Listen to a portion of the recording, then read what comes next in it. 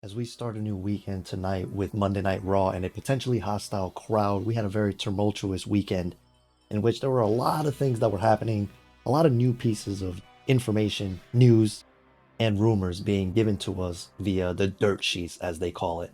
Which, if you guys don't know, dirt sheets is basically just a way for us to sometimes know what's going on in certain things and why certain things are happening the way they do. More often than not, though, they are usually accurate for the most part, and that's what brings me to today's video, where we found out more information about this whole Cody Rhodes, Rock, and Roman Reigns saga, as well as me kind of giving you my 2 cents on what I think is going on too. So let's just go ahead and roll it. Oh, by the way, one more thing. We got about 40 subscribers over the last 24 hours, which is pretty insane. So thank you for that. So if you guys want to subscribe, we do cover more than just Roman, Rock, and Cody. But yeah, if you guys want to drop a like on the video as well, it helps out. Follow all the socials, we game, and all that stuff down below. Roll the thing. Cue the standing ovation! What an amazing moment. We are blessed.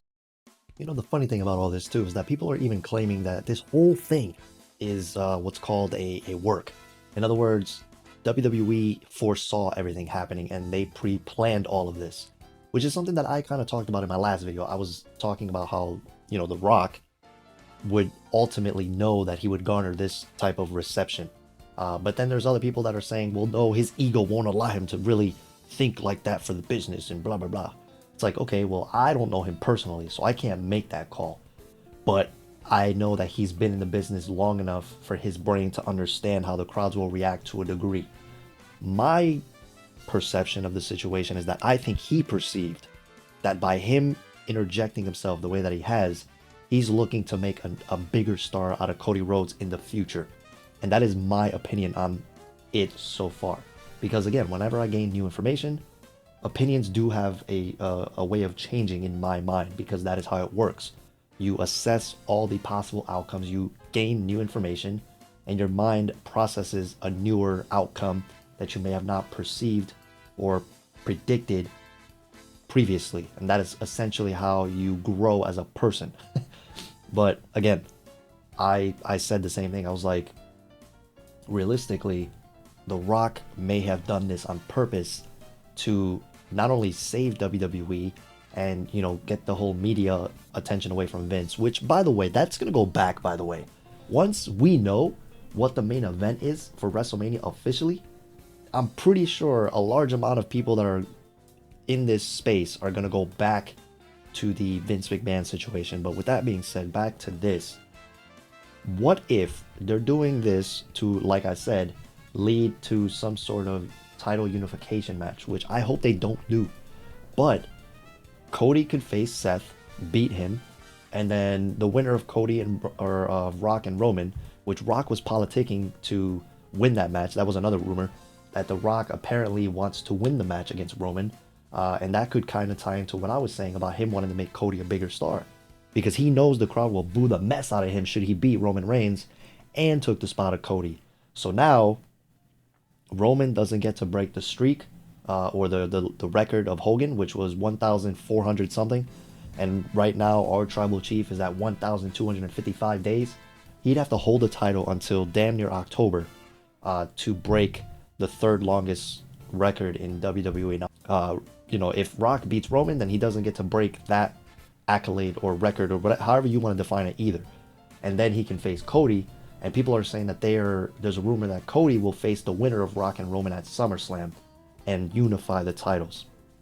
I spoke about this prior, and I personally would not want a unified title, even though technically the World Heavyweight Championship that they brought back was again made, like I said before, because Roman was part-time and USA wanted a fighting champion. I don't know if having a unified title would make sense. I understand Cody's a full-timer, I get it, but and the company, you know, a lot of companies usually have one champion, one main champion. I get that.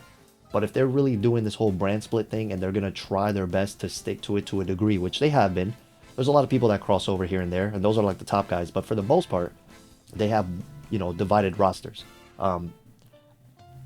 I think it gives guys more opportunities if they have split titles to make more stars and more top guys. Whereas if everyone's fighting for one title, they can't tell multiple top title stories because they have one title instead of two.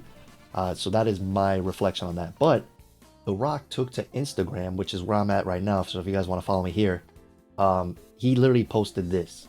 In a post from yesterday, The Rock puts that this is going to be so much fun. Long game, people's champ. Now, two words that caught my attention there. Long game. Now, if you guys know, WWE is having a, what they call, kickoff of WrestleMania 40. And it'll happen this Thursday, February 8th in Las Vegas. Which is, for those of you who are geographically challenged or may not know, all the way on the west coast of the US. Whereas where WrestleMania is taking place is like the north, like east a little bit. Like it's not really northeast per se. It's like it's just really far from Las Vegas. All right, I'm geographically challenged. Okay, I admit it because I forgot. I've been to Philadelphia, but I had such a bad time there that I just erased where that place is off my head. 2 hours later. Regardless, maybe I'll tell you guys the story one day.